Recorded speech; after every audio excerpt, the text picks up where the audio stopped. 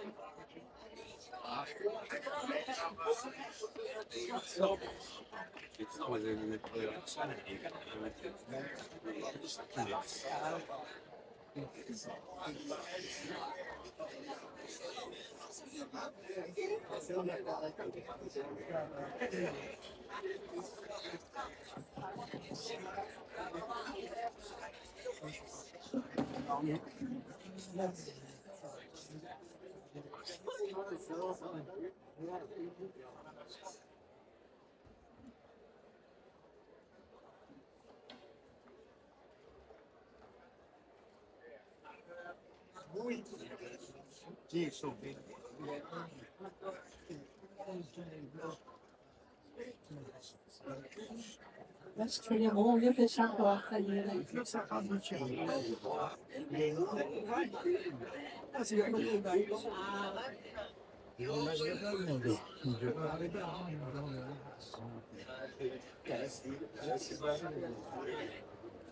Vamos começar? Bom, gente, boa tarde a todas e a todas. É um prazer estar hoje aqui com vocês. Boa tarde, Chico. Eu preciso registrar a presença do Chico, porque é esse auto-registra, mas enfim. Boa tarde, Chico. Bom, antes da gente começar, eu queria fazer dois registros iniciais. Primeiro, registrar uma palavra de agradecimento. Cadê a Mariana? Mariana, não sei se está no intervalo, enfim. A Mariana, no final do ano passado, me convidou para integrar a diretoria de arbitragem do CBMA. E eu prontamente aceitei o convite, é um prazer fazer parte desse time. Eu acho, como foi registrado no painel anterior, me deixa muito feliz saber que uma mulher competente, preparada como a Mariana, está ocupando desse espaço. Enfim, eu estou muito feliz também hoje, porque como tudo acaba no direito civil, a gente está acabando o primeiro dia desse congresso, também sucedido, finalmente com um painel de direito civil, né, que todo mundo aguardava.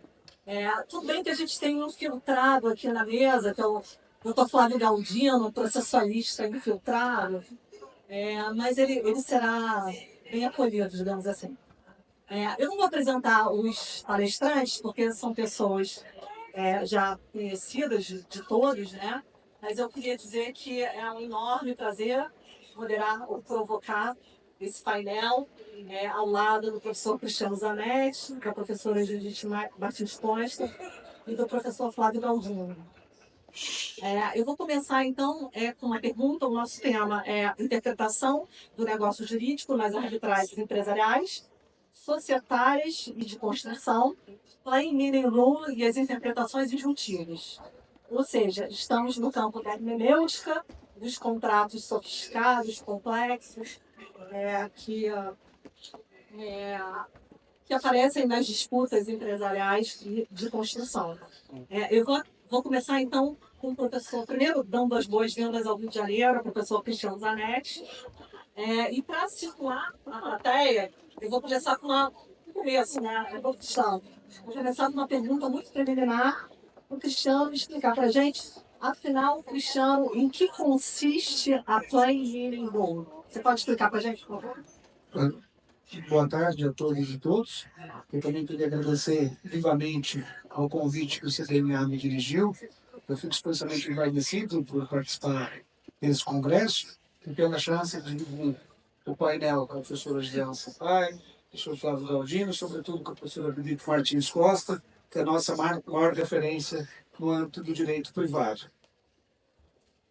Em resposta à pergunta, a Plain Meaning Rule é um conceito proveniente, como é fácil supor, do direito anglo-saxão, cuja formulação clássica é a seguinte: sempre que a linguagem for clara, a função do julgador se resumirá a determinar o cumprimento da norma em estrita conformidade com os seus termos. Essa é uma regra que diz respeito à interpretação legal e que, por extensão, também é aplicada à interpretação de cláusulas contratuais. Nas palavras da Suprema Corte dos Estados Unidos, o texto normativo será claro se não puder ser lido de outra forma.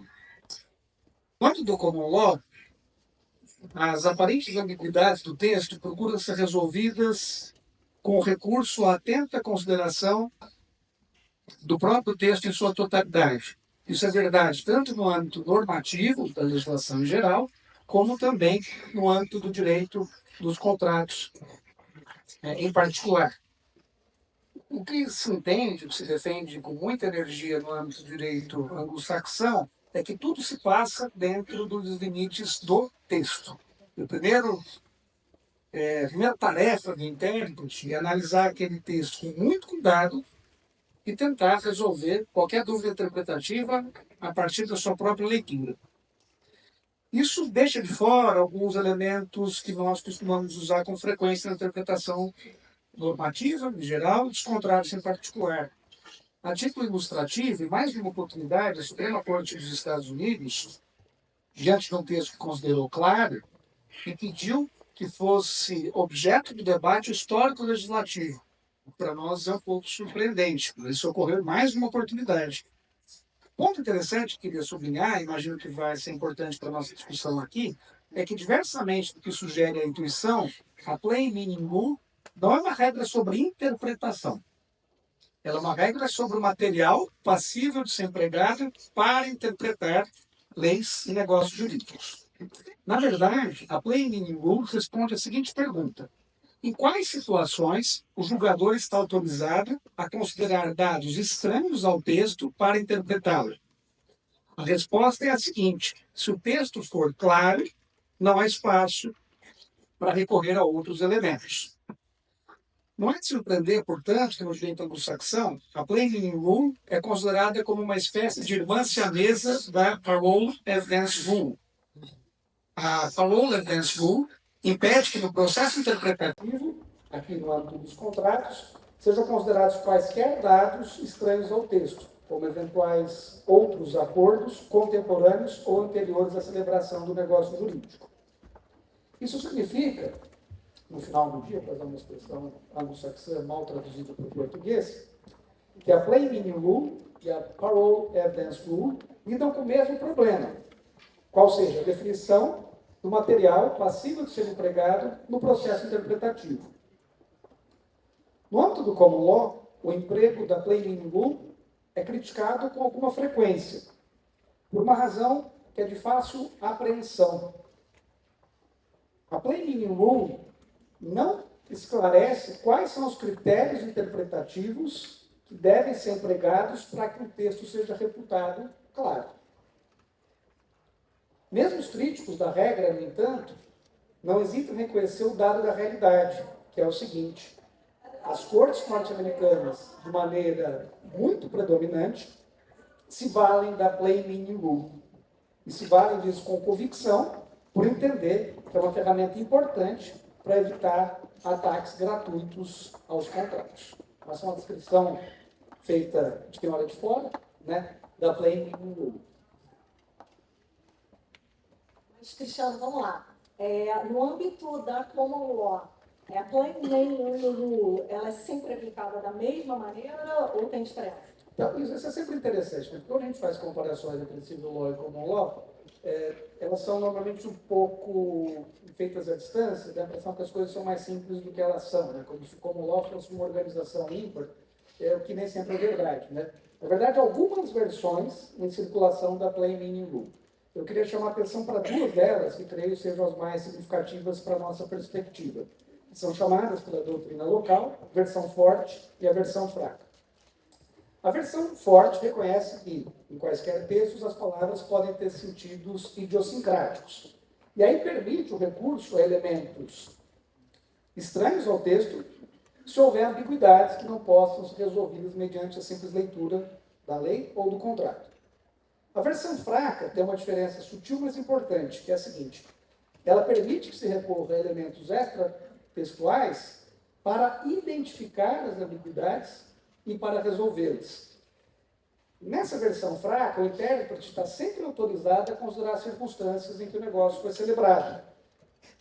E aí a doutrina fala, inclusive, que tudo se passa como se fosse uma espécie de presunção simples a respeito da clareza do texto contratual. Presunção, entretanto, que comporta prova em contrário, mediante a consideração de outros elementos que não sejam simplesmente os dados textuais.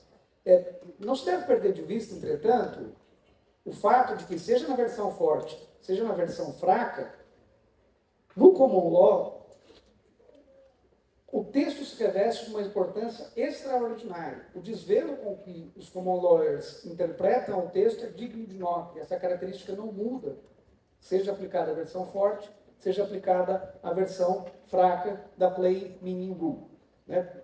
Não é um conceito imune a críticas, não resolve todos os problemas, mas, segundo os nossos colegas do Norte, resolve muitos deles. E é uma regra que é aplicada muito pelos tribunais norte-americanos e outros países de common law. É o movimentável canatário antes com a Austrália, por exemplo.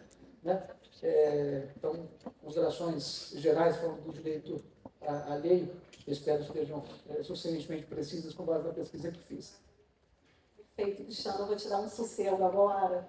Vou dar as boas-vindas para a professora Judite Martins Costa, nossa musa do Direito Civil. Tive o prazer de ter a professora Judite Martins Costa na minha banca de doutorado. Acho que na UERJ a gente tem, o pessoal tinha um certo temor reverencial de pegar a professora Judite em banca, que eu acho que a minha foi uma das primeiras, né, professora? Vamos lá, bem-vinda ao Rio de Janeiro. Eu tenho uma pergunta para você também, Judite. Na sua opinião, a Plain Meaning Rule, ela é compatível com as regras legais de interpretação do direito brasileiro? Ou haveria algum tipo de limite? E se houver algum tipo de limite, quais seriam esses limites? Tá ótimo. Obrigada, em primeiro lugar, Gita. Meus cumprimentos aos meus colegas do painel. É uma alegria enorme estar aqui. Sempre eu fico muito feliz de vir ao Rio, olhar para uma plateia onde encontro amigos tão queridos como o Zé, tantos outros que estão aqui. Eu vou responder a pergunta, não vou fugir dela, mas antes eu queria dar um pouquinho atrás. O Cristiano já explicou excelentemente, com toda a clareza, como o que é a regra em mínimo. Eu queria aduzir outras considerações também. Né?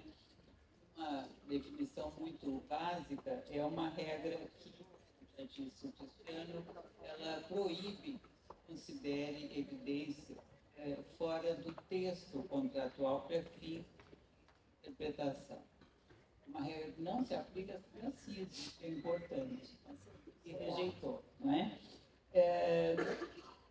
E basicamente ela visa evitar que documentos relativos a negociações anteriores e etc. sejam usados para interpretação de contrato, a menos que, e as coisas começam a complicar, o termo ou a expressão a ser interpretada tenha sido considerado ambíguo. Eu vou me deter um pouquinho sobre esse ponto.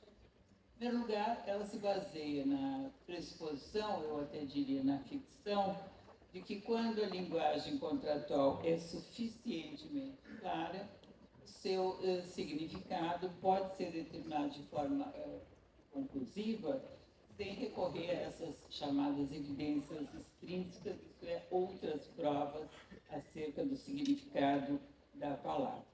E quando se fala sempre em contrato aqui, não é preciso dizer, mas está se pensando no instrumento contratual. E nós sabemos que é a opinião mais autorizada da doutrina brasileira. O contrato, o negócio jurídico, o contrato, ele não se confunde com a sua forma. Vamos dizer, o texto pode estar informado, o contrato, contratual, embora guardem mas o instrumento, ele... perdão. Obrigada. Melhorou? O instrumento contratual, ele instrumenta, ele informa o negócio jurídico chamado contrato. Há um autor que eu li, chama-se Peter Linzer. O título do texto dele sobre essa regra, eu adorei, é muito específico. Chama-se Conforto da Certeza. A certeza dá conforto. Mas certo ponto, até que ponto essa certeza é ilusória ou não? Isso fica da questão dele. Então, ele diz, é o que eu também penso, que subjacente a essa regra está a noção de que as palavras têm significados claros. E não é assim. Chegar lá em si. Mas ainda se assim fosse. Ainda se assim fosse. Ainda se assim fosse.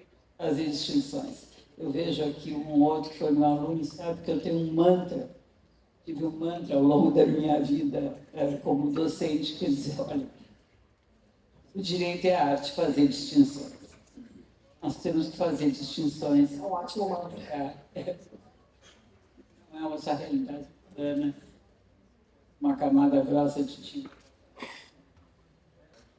Então, essa regra do significado, claro, seria sempre a prevalência do significado comum, entendido como significado lexical, ou como significado denotativo, abre todas as possibilidades de sentido. Claro, seria sinônimo de lexical, ou claro, significaria denotativo. O claro significaria um significado conotado a um determinado contexto, isto é, os contratos de M&A ao contexto das operações claras, num contrato de construção, ao contexto dos contratos de construção, mas não só ao contexto da área, do setor, ao contexto que se deduz do contrato, né? Porque o contrato é um todo de sentido, o contrato está lá nas fontes romanas, o contrato não se interpreta mentira, é um todo significativo. Então, veja, nós temos que ter clareza sobre para saber o que significa em senão nós não vamos chegar lá. Né? Não é, e assim, não só eu penso, como está em autores como Locke, não é significado lexical, né? Absolutamente não é. Né? Os autores Burton vai dizer o seguinte: no uso judicial, o significado literal de um termo contratual, se houver, não é o mesmo que o significado claro de um documento. Um termo documento tem um significado claro quando é inequívoco no aspecto controvertido. Significado claro pode ter uma propriedade ou uma função do documento como um todo. Veja, isso é importante. Como um todo, visto objetivamente, no contexto mais amplo. Significado simples geralmente não é o mesmo que o significado comum do termo. O significado pode ser ambíguo.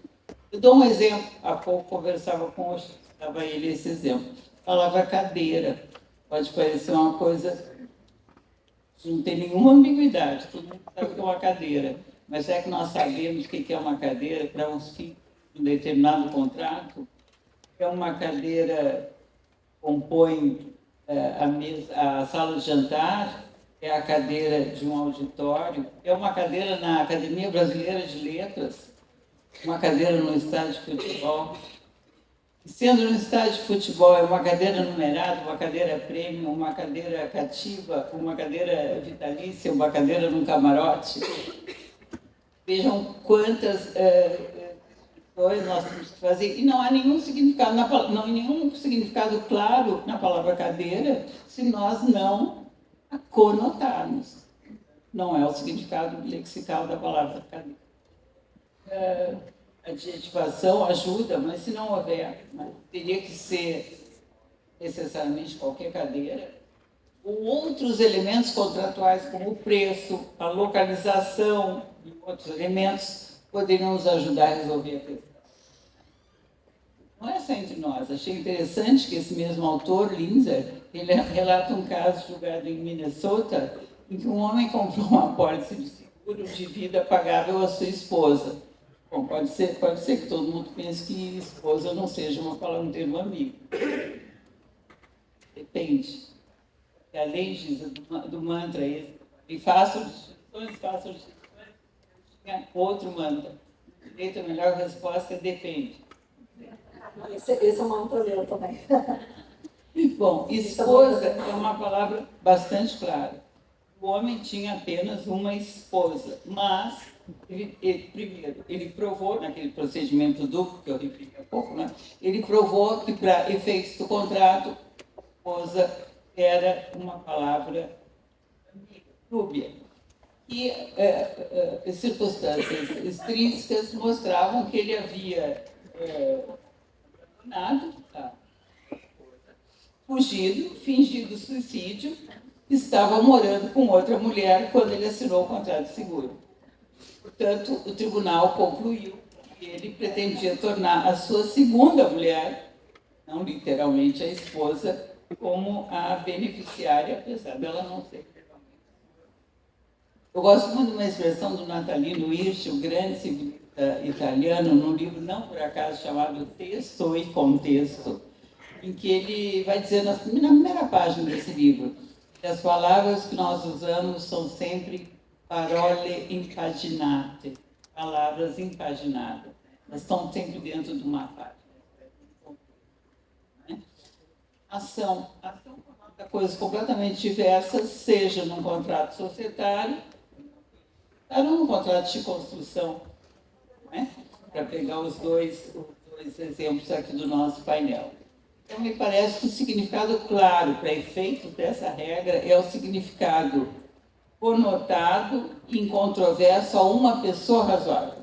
Algumas decisões que eu examinei fazem recurso ao estándar da pessoa razoável para que se defina a palavra. Agora, nós não podemos esquecer que tudo isso está num âmbito maior, ideológico, vamos dizer assim, que não existe aqui no Brasil. É no âmbito de uma disputa muito tradicional na doutrina países anglo-saxões entre os textualistas e os contextualistas. Há alguns anos atrás, quando aquele famoso juiz Scalia estava na Suprema Corte americana, textualista notório, isso foi um grande debate em termos de direito constitucional, mas que, enfim, é o pano de fundo. Né? Me parece o seguinte, se considerarmos que tem essa versão fraca, para usar a conotação do Cristiano, ela precisa se reportar ao contexto, tipo o direito brasileiro. Do contrário, não. Eu trago uma decisão antiga do Supremo Tribunal Federal, que eu já muito tenho na vida, porque eu acho ela muito precisa, não por acaso, professora Elisa Helena, da lavra de um civilista raiz, como os que nós gostamos, que é o ministro Moreira Alves, que diz o seguinte: ele escreveu ainda à luz do artigo 85 do Código 16, mas a redação é igual ao do vigente Código Civil. Espero que essa regra não tenha sido dada no anteprojeto. E que diz o seguinte, que é vedada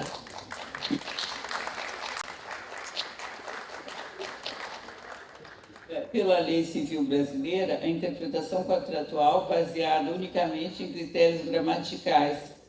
Ele, Moreira Alves dizia que o artigo 85, não é, continha normas de interpretação que se dirigem ao juiz e cuja observância ele está obrigado. Interpretação injuntiva, querida Judite. Nós levamos tantas conversas para isso. Era isso. Não há interpretação injuntiva. Existem regras de interpretação injuntiva. Moreira Alves continua. Você debateu em torno do tema do painel. Pouquinho sobre o tema. Né?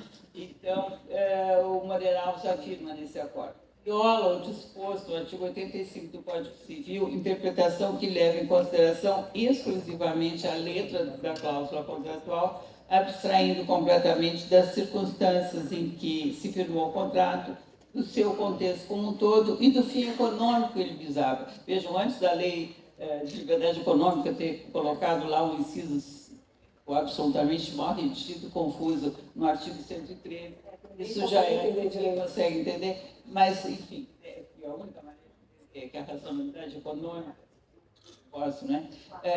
Mas Supremo já dizia isso. Então, penso eu, né, embora o sentido geral deva ser considerado, ele é o ponto de partida, obviamente, de toda interpretação, tem que ser averiguado em confronto, em consideração a todos os elementos para que se atenda ao regime que está disposto na lei brasileira. Eu adorei o exemplo da cadeira. Bom, você mencionou a professora Heloísa Helena, então também eu esqueci de fazer esse registro. Aqui na plateia nós também temos grandes civilistas, como a professora Heloísa Helena, que foi a primeira diretora.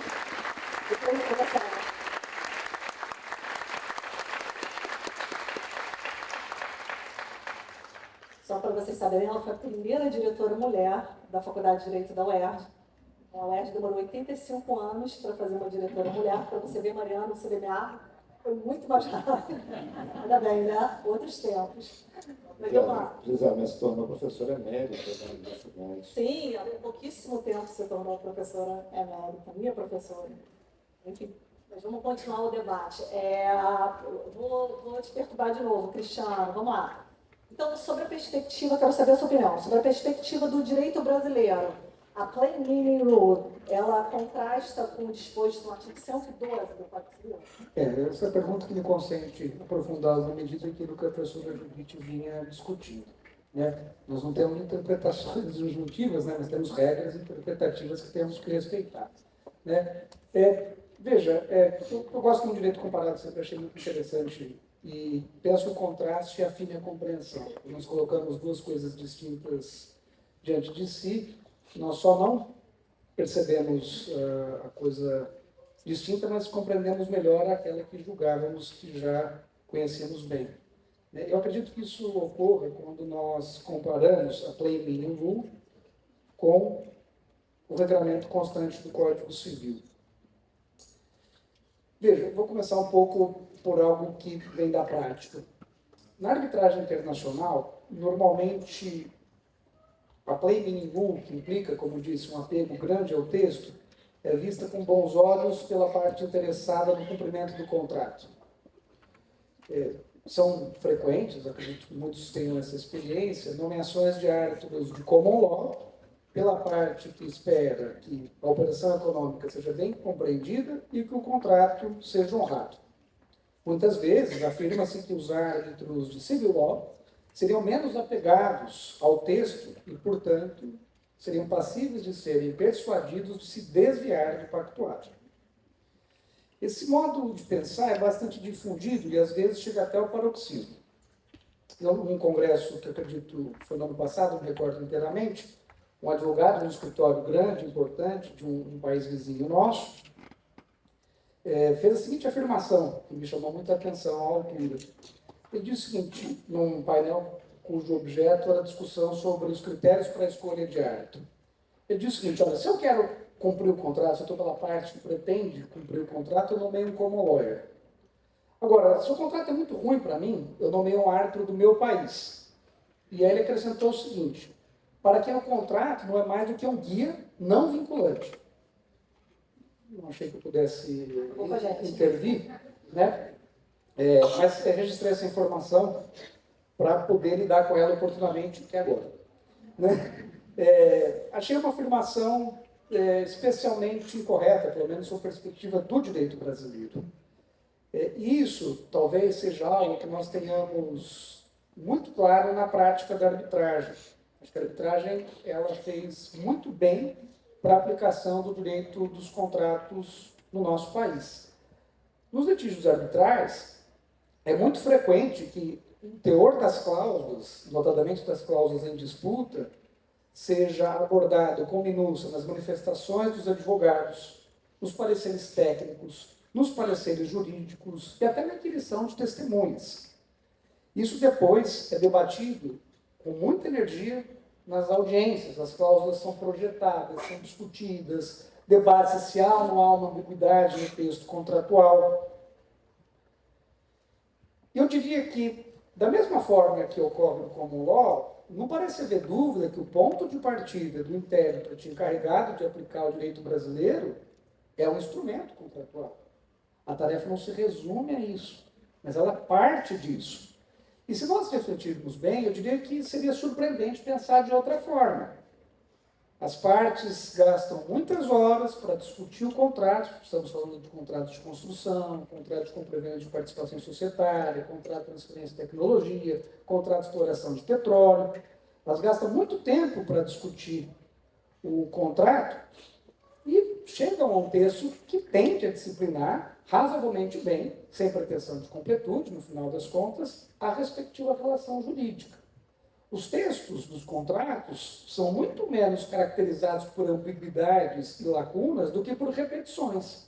Repetições, às vezes, até ad nauseam, né? Ele repete e diz, olha, o conceito aqui é esse e é aquele que eu disse mesmo, e depois na cláusula seguinte, juro por Deus que o conceito é esse. Né? Não tem muita ambiguidade na maior parte das cláusulas, porque os contratos são redigidos para que sejam claros. Isso nem sempre é o resultado que decorre da leitura dos contratos. Mas eles não são feitos como se fossem textos literários. Em um contrato, não há problema que você use várias vezes a mesma expressão. Aliás, segundo os colegas que atuam nessa área, exatamente isso se recomenda. Não tente brilhar a redigir o contrato. Né? Se aquele conceito, sobretudo se é um termo definido, acho que nós vamos voltar a esse termo, né? Não tente brilhar. Isso talvez seja importante de maneira geral até. Né? Você não é Rebeca Andrade. Né? Uma coisa importante, talvez, esclarecer de maneira mais frequente do que não. Né? Então, como eu vinha dizendo, o ponto de partida é o texto. E esse texto, que é muito repetitivo, ele tem a pretensão, pelo menos, de ser claro. Né? Nada disso é posto em xeque pelo direito brasileiro. Nada disso é posto em xeque, em particular, pela regra talvez mais importante que nós temos sobre a interpretação, que é o artigo 112 do Código Civil, que determina que seja observada a intenção consubstanciada na declaração de vontade. Veja, diversamente do que muitas vezes se afirma, o artigo 112 não autoriza a relegar um instrumento contratual a um segundo plano, ou pior ainda, desconsiderá-lo como se fosse, repito, um guia não vinculante. Eu nunca mais vou esquecer essa expressão. Né? Em prol de uma reconstrução necessariamente errática do que seria a verdadeira intenção das partes. Nada disso. Como bem vincou o ministro Moreira Alves, que foi justamente quem redigiu a versão que hoje consta do Código Civil do artigo 112, o intérprete tem que levar em consideração o sentido consubstanciado na declaração de vontade. Ou seja, em larga medida, o sentido que emerge do exame do instrumento contratual. Não é dado, portanto, ao julgador, ao intérprete de maneira mais geral, procurar qual teria sido, expressão de novo do ministro Moreira Alves, o pensamento íntimo dos declarantes. Segue-se daí, como já dizia o Pontes de Miranda, que no direito brasileiro a descida em profundidade é dentro das raias do manifestado. Na verdade, o que se procura é compreender o sentido da declaração. O respeito ao pactuado não foi inventado no direito anglo-saxão, não é ocioso lembrar. E o processo interpretativo, portanto, encontra limites na declaração negocial. Não se pode recorrer a uma vontade hipotética das partes, baseada numa igualmente hipotética operação econômica que nunca foi acordada entre ninguém. É somente dentro desses limites, ou seja, a interpretação da declaração de vontade, parte pode estar no instrumento, mas também pode estar fora dele, que se permite ao intérprete recorrer a elementos tanto textuais como extratextuais para chegar ao significado verdadeiro da expressão. E ambiguidades existem aos montes. Hoje mesmo eu estava no almoço, estavam discutindo uma mudança do regulamento do mercado de capitais, e falaram, não, agora nós temos esse modelo chamado Twin Peaks. Eu não sou um experto em mercado de capitais, pensei numa série de TV, que tinha tal de Dona Palmer, que morreu muitas vezes na série, coitada. Né? Então, veja, não é uma compreensão absurda minha, mas totalmente equivocada, como ocorre com alguma frequência, devo confessar. Né? E esse exame das provas disponíveis, né, ele pode ser feito, às vezes, com recurso apenas ao texto. Isso resolve um número importante de casos. Né? E não raro, há elementos estranhos ao texto, que nos permite ter alguma aproximação com a versão fraca, mas nunca com a versão forte da Plain Meaning Rule. Dois exemplos de que isso eu concluo a resposta a essa pergunta. Né? Um julgado, primeiro um exemplo no âmbito do Poder Judiciário, e depois outro exemplo no âmbito da arbitragem.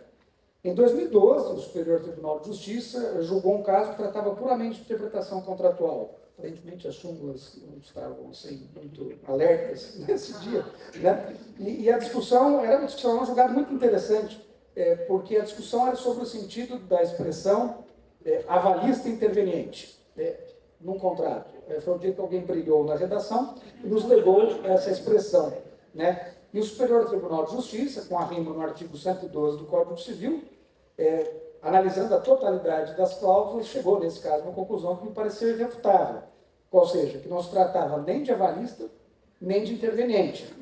Porque as cláusulas deixavam claro que era uma parte obrigada e solidária. Não é um caso especialmente difícil, mas põe em mira um pouco o que nós estamos usando para resolver esse caso como técnica interpretativa, que é uma simples leitura atenta da totalidade das cláusulas. Como já diziam os romanos, na interpretação não é feita em tiras.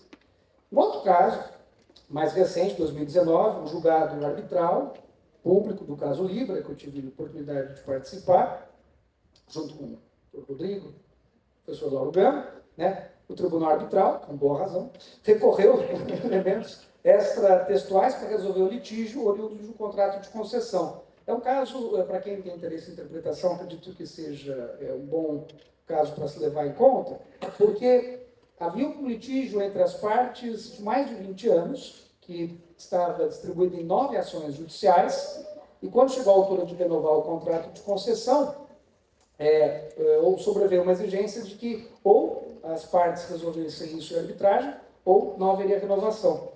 E fomos nós, então, chamados a lidar com esse caso, no caso público, a União era uma das partes, e a discussão gravitava essencialmente a respeito da interpretação de duas palavras: profundidade adequada. Essa questão, como se pode ler no caso, foi discutida nas manifestações, nos pareceres, na audiência e depois muito entre nós árbitros. Gastamos um tempo muito grande. Eu dormia pensando em profundidade adequada.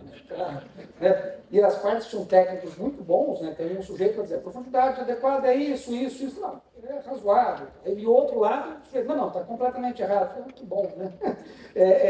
Não tinha, claro, não se tratava de um termo definido, né? E o Tribunal Arbitral, para a felicidade de uma parte, menos da outra, né, adotou uma das interpretações com base nos vários elementos disponíveis que extrapolavam bastante o texto, porque o texto mesmo só tinha essas duas palavras, não tinha mais que isso. Né?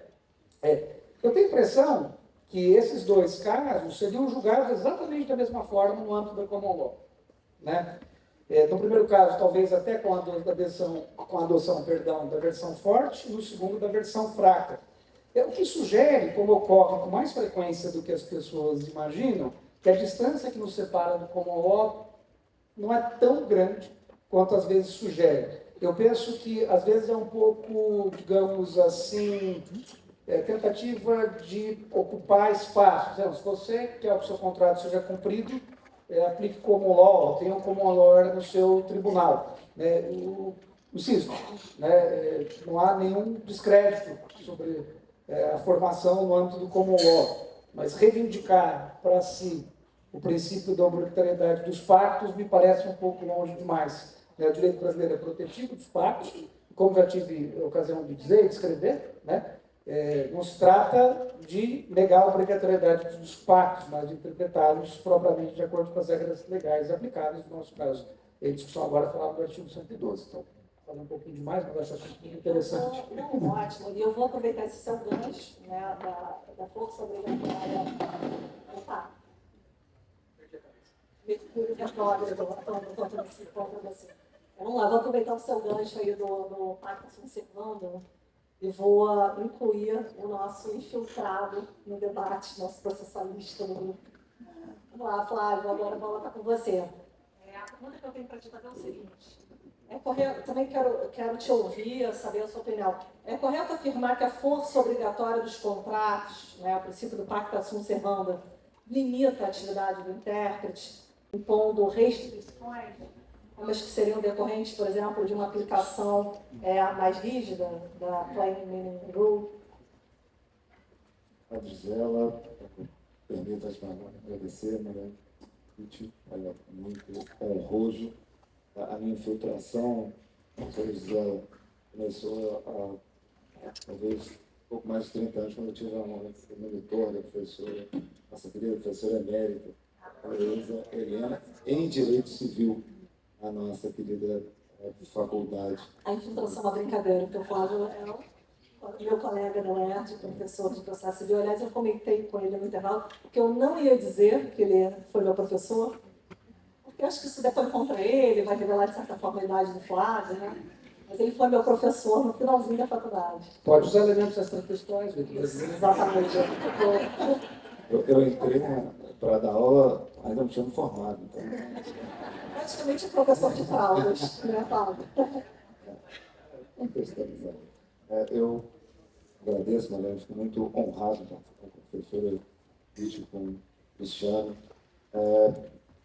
Tenho uma percepção bastante específica, bastante singela da força obrigatória dos contratos, do Pacta Sunt Servanda, mas eu vou dar um passo atrás sobre a Plain Meaning Rule para tentar contextualizar, já que é esse a resposta. Há uma tentativa, né, de incorporação, às vezes, ou de importação de parâmetros metodológicos, ou o que quer que seja, para o Brasil. Talvez o doutor André lembre, provavelmente o Fraga ou o Chico podem lembrar, há cerca de 20 anos atrás nós discutimos um contrato.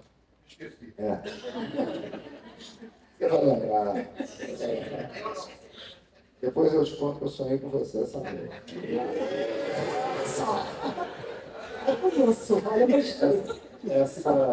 Esse contrato foi negociado durante muito tempo e numa tarde nós ficamos com o doutor Francisco Augusto Costa Silva, agora você já sabe qual é o contrato, debatendo a cláusula de quitação.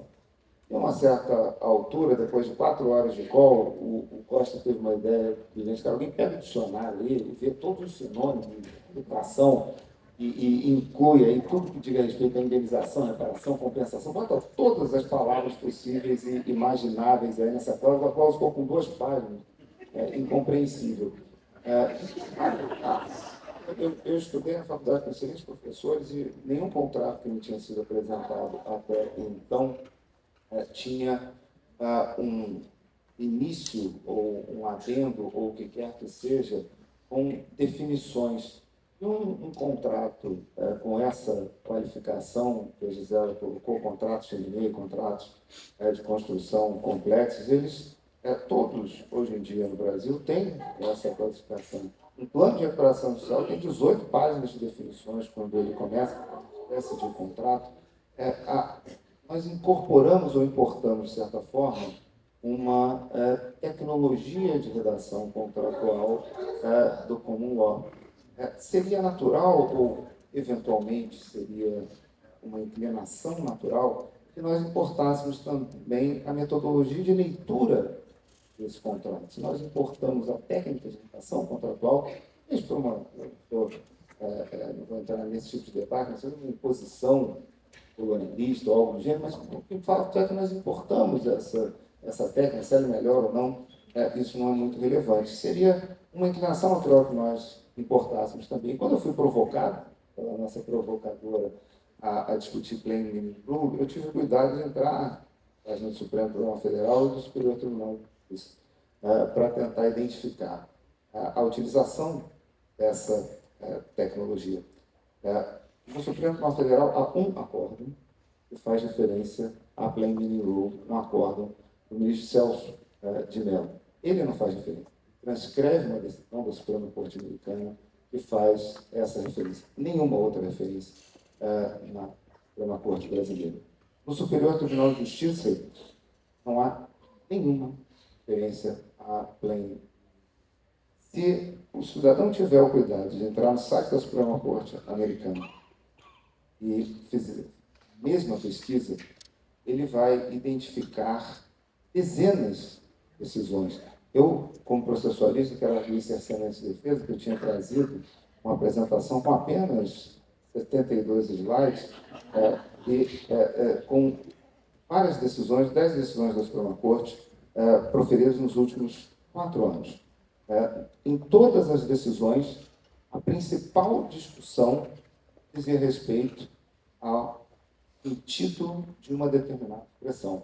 Não tinha profundidade adequada, mas tinha definição de tribo indígena, definição de crime violento, definição de parte do processo, definição de interesse processual, entre inúmeras outras expressões passíveis de interpretação. A Suprema Corte americana raramente mesmo, cita obras doutrinárias, né? Faz referência a entendimentos de professores, algo assim.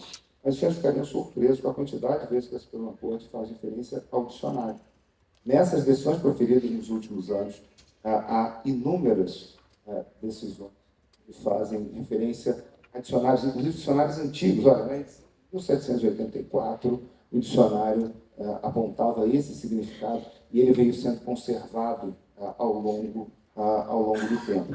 Isso parece indicar que, enquanto no ambiente norte-americano, e há essa discussão que o Cristiano, professor de Judite, fizeram referência entre originalistas, no caso da interpretação constitucional, como no caso do judiciário, e os não originalistas, já houve recusa de um ministro para a Suprema Corte Americana, de um juiz para a Suprema Corte Americana, porque ele era originalista, né? Foi recusado pelo Congresso. Então, a discussão tem um conteúdo político quase polarizado, desde muito tempo, em torno do tipo de atividade que o juiz pode desenvolver na interpretação da lei e na interpretação do contrato. No livro do Scalia, ele diz expressamente que os mesmos parâmetros que ele aplica para a interpretação das normas, ele aplica para a interpretação dos contratos, com algumas distinções no que diz respeito às normas constitucionais. O que eu quero dizer é que a lógica do contrato americano não foi integralmente incorporada ao direito brasileiro. No direito brasileiro, me parece que é muito mais fácil colocar as coisas sob o prisma da força obrigatória.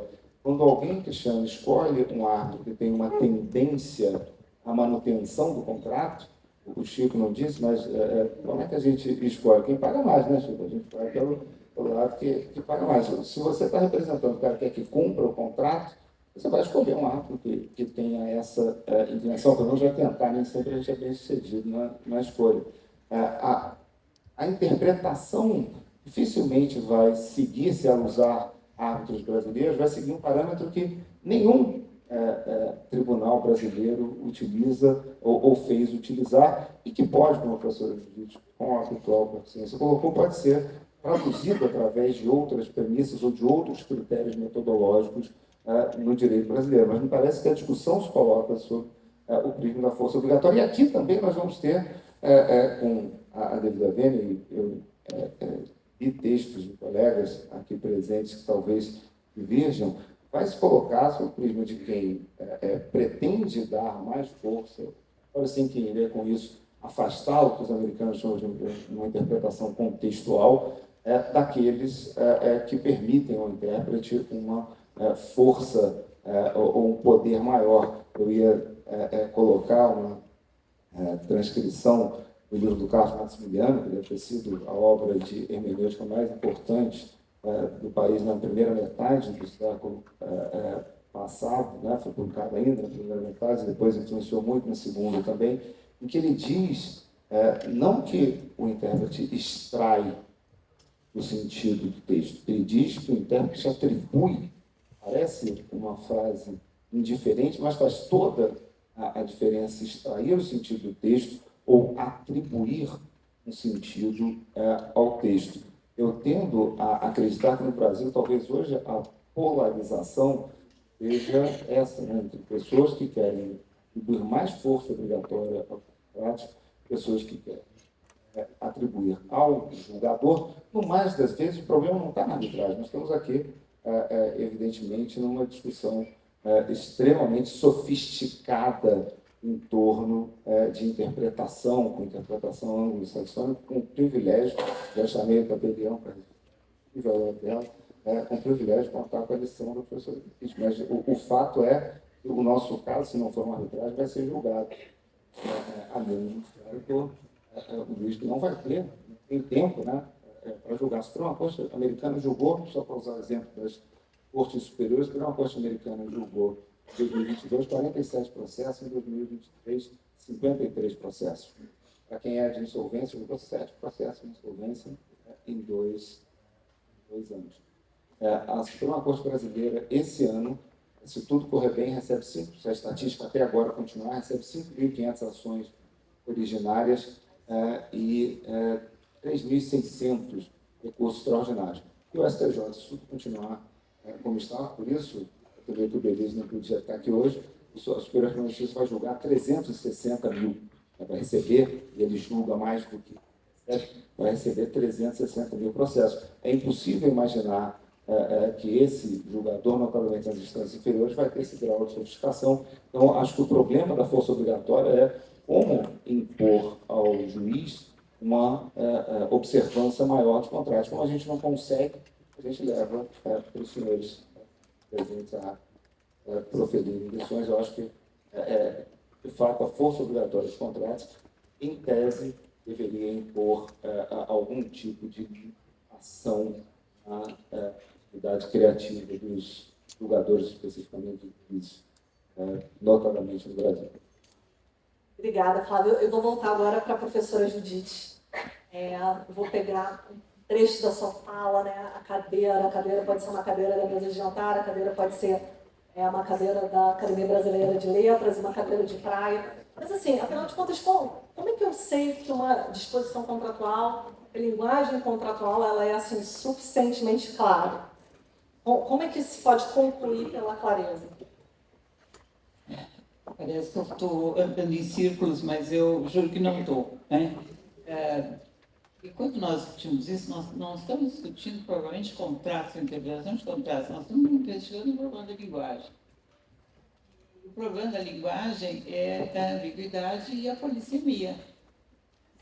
Então, os contratos são escritos, nós falamos, nós usamos palavras, eu não entendo. Então, isso nós não vamos conseguir nunca afastar. Já estava, né, nos gregos, falavam lá de Sórites e Palacross, o calvo e um monte de trigo. Quantos fios de cabelo uma pessoa precisa perder para se dizer que ela é calva? Em que momento eu digo calvo e não calvo? Gostei, professor. Você mexeu no ponto sensível agora, professor. Vamos em frente, só uma anotação. Então, pronto, vamos para um monte de trigo, né? Em que momento eu posso dizer que isto é um punhado de trigo que eu tenho na minha mão ou é um monte de trigo? Quantos grãos de trigo eu preciso? Veja, então, este é o problema da linguagem. É lógico que existem palavras com vamos dizer, um halo maior de polissemia e de ambiguidade e outras com um grau muito menor. Se eu digo com aquela regra do Código Civil que o vizinho não pode construir a 1,5 metro da parede, eu já tenho um grau de precisão que a matemática me dá, não é? Mas vejam que, seja qual for o caso, concluir que uma linguagem é clara é o resultado da interpretação. Eu dizer que algo é claro ou não é claro resulta da interpretação, né? Não precede a interpretação. Às vezes eu penso que se faz uma confusão muito indevida entre cumprimento de contrato e interpretação do contrato.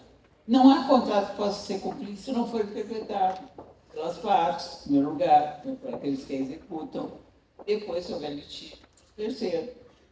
mas tudo resulta da interpretação, não é? Agora, é lógico que foi então afastar a zona do, fala no cálculo, do monte de trigo, né? A zona de uma possibilidade de polissemia, de ambiguidade maior. Quando é que eu concluo que ela é clara? Quando, utilizando os métodos hermenêuticos adequados, previamente dados pelo sistema e não inventados, porque o jurista não é um inventor, é ser inventor que vai estudar Belas Artes, né? Se pode reduzir ao máximo a ambiguidade, concluindo que as partes utilizaram um significado lexical conotado ao negócio realizado pelo contrato, ou então concluindo que as partes estipularam um significado, chamadas definições estipulativas. Eu sei, mas eu não posso deixar de referir que eu vou falar no assunto, né? Então, eu preciso interpretar, eu preciso usar o método, ou os métodos hermenêuticos adequados da interpretação do contrato, e eu chegarei à conclusão se aquilo é claro ou se aquilo não é claro. Se aquilo não for claro, eu vou ter que ir adiante, vou ter que tornar claro, examinando, aí sim, o artigo 113, né, e a integralidade do contrato, como tornar aquele termo que é ambíguo um termo claro. Esses são os passos, rapidamente. Então, agora eu vou te pedir só para dar um passo atrás, então, e explicar o que são as definições estipulativas de um contrato e qual é a utilidade dessas estipulações. Pois é, isso é um tema importante para quem estuda contratos e interpreta contratos e decide sobre contratos, né? A ideia de existir definições estipulativas como uma espécie distinta das definições lexicais, ela provém da lógica, do estudo da lógica. E ela configura um procedimento pelo qual uma determinada comunidade linguística, ou as partes, propõe para um termo já em uso um significado que é particular, que é consensual entre aqueles falantes, aqueles que estão envolvidos nesse processo, no caso, entre as partes, né? Nós sabemos que a definição de um conceito pode ser estabelecida ou por meio das definições lexicais, quer dizer, aquelas que normalmente determinam o significado de uma expressão com referência a um determinado uso linguístico,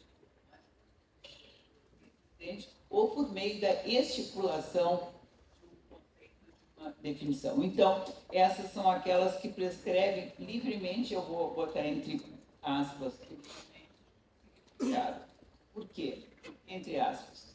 Porque isso não significa que eu vá inventar palavras, vai inventar significado, não é? Não há uma liberdade absoluta. Outro cientista, Humberto Scarpelli, que falou muito falando da linguagem, italiano, ele diz que coisa, definir um conceito é uma coisa absolutamente diversa do capricho ou do arbítrio, porque a maior parte das definições estipulativas não se afasta da definição que aquela palavra tem um uso comum, mas prescreve um significado que vai ser o significado escolhido dentro da esfera de variações que aquela palavra pode ter. No caso da cadeira, dentro da esfera de significações de cadeira, eu estipulo que aquele contrato está fazendo referência às cadeiras numeradas do setor B do estádio. Estipulei o conceito de cadeira para fim daquele contrato, não é? É muito, muito útil, porque elimina a ambiguidade, que é sempre danosa para o intérprete. Ela oferece um simples de cadeira e vai ter a maior precisão possível, segundo as partes acordaram, né? E, sendo assim, tem um caráter prescritivo. É aquele sentido que deve ser usado e não outro pelo jogador, pelo intérprete, né? Vejam que essa é uma matéria muito semelhante, embora não seja absolutamente igual, às chamadas termos definidos. São definições estipulativas que estão numa lista, num anexo, que as partes já previamente dizem, não é? Eu estipulo esses termos, para fins desse contrato, esse termo quer dizer aquilo, e vão listar esses significados. Mas a definição estipulativa pode ser mais que isso, ela pode não estar contida nas definições estipulativas, mas por meio da interpretação do contrato, a correlação entre suas cláusulas pelos termos empregados pelas partes, às vezes pelos adjetivos ou pelos advérbios que elas vão empregar em relação a um substantivo, é que vão dar o significado estipulado para fins daquele contrato. Então, essa é uma técnica que é usada também, onde lá que nós retiramos essa útil técnica, mas que é de muita utilidade, penso eu, e auxilia demais ao julgador. Só queria fazer uma pequena referência sobre a questão do pacta sunt servanda. Eu acho, sem querer fazer sociologia barata, né? Mas eu noto que desde a vigência do Código de Defesa do Consumidor, que possibilitou uma ampla revisibilidade, meio que conectou essa ampla revisibilidade a valores transcendentais, como boa-fé, dignidade da pessoa humana e não sei o quê. Isso acabou se espalhando de uma maneira incontida e veio, de certa forma, atingir contratos que ultrapassam a esfera das relações de consumo. Mas eu noto também, nos últimos tempos, é uma pesquisa na época da pandemia, quando escrevi a doutora Paula com a Silva um livro freneticamente ansioso em 45 dias sobre os problemas das perturbações atual. Que essa tendência que começou muito no final dos anos 80, porque o brasileiro adora uma novidade, né? Novidades é tudo tem moda, gente. O conceito de moda não se inventa a cada década, né? Não tem moda, mas enfim, pensa que tem. E essa moda de revisar contratos e de criar sentidos, porque eu acho que o problema da interpretação não é um problema de refazer o contrato. Pelo contrário, é o problema de extrair a vontade das partes, né?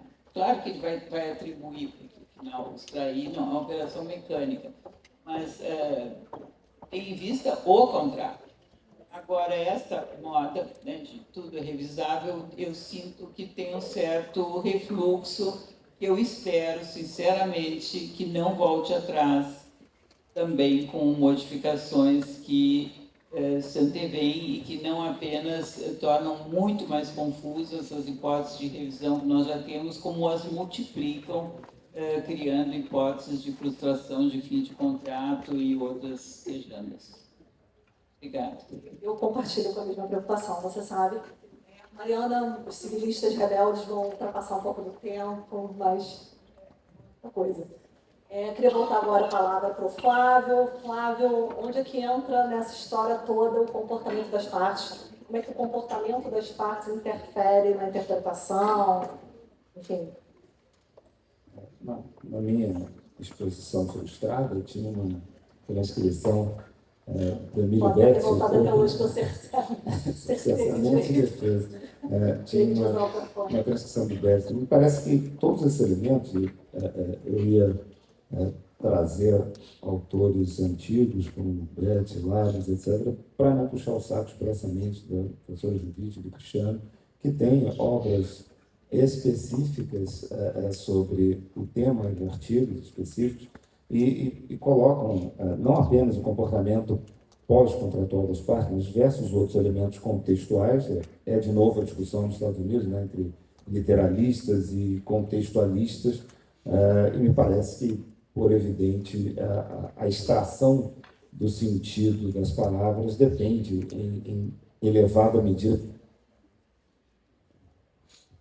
não apenas do cerceamento, como cortar a palavra do advogado. Mercúrio retrógrado. Tudo isso tudo isso influi na interpretação do contrato e o comportamento, quando se fala de comportamento pós-contratual, pode ser depois, efetivamente, da execução, mas também o comportamento durante a execução do contrato, evidentemente, influencia a leitura desse contrato e a extração do sentido das palavras utilizadas nesse contrato, ainda que elas não sejam ambíguas, né? Numa decisão importante da Suprema Corte, ele fala da ambiguidade e ele diz, eu interpreto dessa forma desde que não conduza a um resultado absurdo, né? Não gere absurdos. Me parece que o comportamento das partes é um excelente elemento para a extração do sentido. E minha última pergunta, Flávio, que é para você também, minha qualidade provocadora. Queria te perguntar o seguinte: a adoção de determinada metodologia hermenêutica justifica a anulação de uma decisão arbitral? Eu sou processualista, não sou civilista, mas sou bom aluno. Depende. Não tenho a menor dúvida disso. Depende. Tendo a acreditar que a pergunta levada em sentido estrito conduziria, com perdão da referência, a Rui Barbosa, né? Quase um crime de hermenêutica, né? O indivíduo ser punido ou uma decisão ser sancionada em razão de uma determinada linha de entendimento. Mas quando nós colocamos a coisa em perspectiva, eu tomo por empréstimo o exemplo da professora Judite de instantes atrás. As partes estabelecem um determinado conteúdo para uma determinada expressão, como na nossa cláusula lá de quitação de 2 páginas, porque eu tinha medo de que o juiz entendesse que alguma coisa não era quitação. Então, com todas as palavras, nós estipulamos um determinado conteúdo que deve influir e, por qualquer razão, o julgador se afasta desse conteúdo. Evidentemente, no judiciário a solução seria simples, né, porque há esferas recursais que permitem, né, acho que você faltou essa aula, mas tem efeito evolutivo em sentido vertical e também profundo, Cristiano. Profundidade do efeito evolutivo permite que o juiz reveja, mas na arbitragem... Profundidade adequada. Na arbitragem, a gente não teria esse caminho, então é uma questão complexa de saber se a utilização de uma determinada... Eu complementaria a pergunta com base na referência da professora Judite. A utilização de uma determinada metodologia provavelmente não seja a utilização de uma ação anulatória. Todavia, o eventual resultado desta atividade pode, em tese, pelo menos, permitir o controle da decisão. Se nós estivéssemos cuidando de outras situações, se nós estivéssemos discutindo pura e simplesmente a aplicação de uma técnica, né, interpretação contextualista ou sistemática ou gramatical ou plain nulo ou qualquer coisa do gênero, parece que a resposta é negativa, né? Ou seja, o simples fato de fazer uma opção metodológica, ele foi escolhido para fazer essa opção. Se nós tivermos, dependendo da conclusão da resposta que ele extrai da utilização dessa metodologia, como é o caso, negar expressamente o sentido que foi atribuído pelas partes, isso tende, na minha percepção, a ser problemático. Em uma decisão, essa não é da Suprema Corte, de um circuito, e eu confesso a vocês que, apesar de processualista, não sei porque que o negócio foi parar num circuito lá, que é uma corte federal, discutiram uma expressão correlata, porque várias dessas expressões são discutidas. Acho que o Cristiano não teve tempo, ele tinha compartilhado conosco. Eles discutem não apenas plain meaning, mas original meaning, regular meaning, common meaning e etc. Várias expressões correlatas em oposição a technical meaning, né, a sentido técnico, que aí daria uma conotação diferente. E eles discutem também shared meaning, saber se as partes podem determinar um determinado conteúdo que seria vinculante para quem aplica. E, neste caso, um circuito anulou uma decisão de primeiro grau porque o julgador se afastou do conteúdo estipulado. Quando caça a palavra 2 vezes, é hora de... Mas eu quero denunciar o relógio, para falar a verdade. Tem uma Câmara Civil, Humberto está aí ainda? Não é? Tá? Tem uma Câmara Civil que o jeito na hora de marcar 15 minutos para sustentação oral, só dá 10. E aí você está ali no meio do texto, então nessa Câmara Civil, não pode dizer que é a sexta, você tem que levar o seu relógio aqui, então eu vou arguir cerceamento de defesa. Pessoal. 15 minutos significam 10 na sexta Câmara. Muito obrigado. Vocês não estão vendo, mas as meninas lá no fundo já estão desesperadas com o tempo. Enfim, em resumo, aprendemos muita coisa nesse painel. Né? O primeiro mantra, o direito é a arte de fazer distinções. O segundo mantra, a vida como no direito, tudo depende. O terceiro mantra, eu também sou boa aluna, Fábio, não somos a Rebeca na hora de escrever os contratos.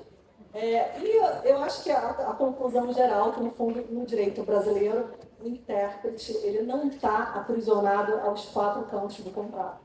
Acho que essa é a nossa conclusão geral. Queria agradecer mais uma vez a presença do Cristiano, da professora Judite, do Fábio.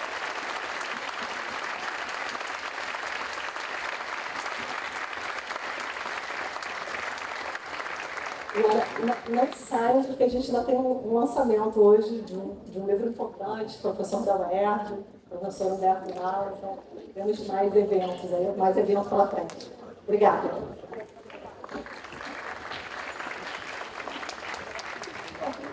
Chegamos ao fim do primeiro dia de evento e agradecemos a presença de todos.